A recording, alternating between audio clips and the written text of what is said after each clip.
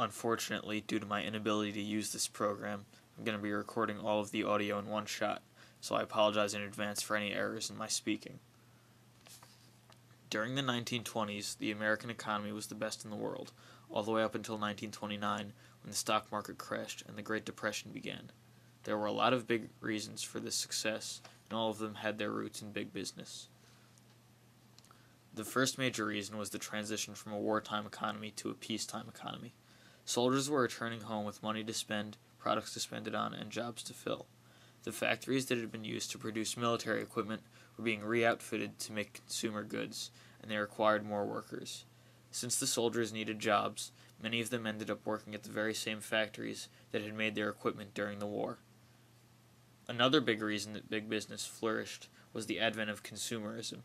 The 20s were when consumerism became a huge part of American culture, and quite obviously, that remains the same to this day. The most important part of consumerism is the availability of goods, and this was very high for a number of reasons.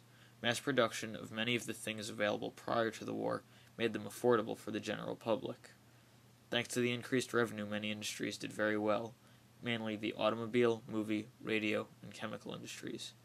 Because they were bringing in such large profits, they were able to continue improving upon their successes, creating an ideal cycle for both the consumers and the corporations.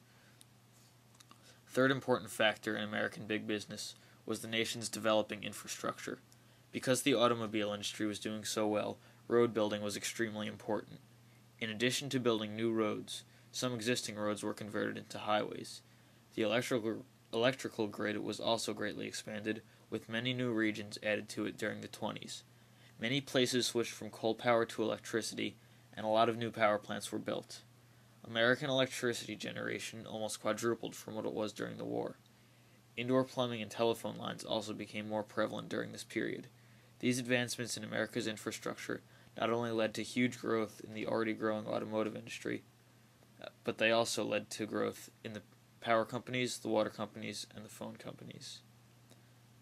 Also, they greatly increased the American standard of living by providing people with many of the modern things that we now rely on today. Another major facet of the development of big business was massive urbanization. More Americans lived in cities of at least 2,500 people than did in small towns. Large cities such as Chicago and New York City made up approximately 15% of the country's population. Urbanization led to a massive increase in the number of white-collar jobs available. The finance industry doubled in size, and the insurance industry tripled in size. Urbanization led to the development of major financial areas around the country. Lastly, there was the creation of the chain store. A chain store is any retailer that has multiple locations.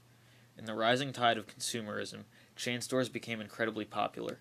They usually had at least one advantage over smaller businesses, which were referred to as mom-and-pop stores.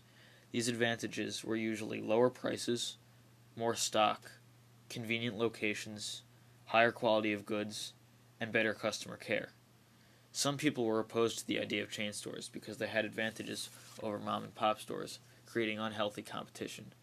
Whatever the case, chain stores were a great way for big corporations to get their products to the consumers through other big corporations. They were the epitome of big business. Big business in the 1920s was incredibly important to the U.S. economy, and although it resulted in the Great Depression, it ultimately led our country to where it is today.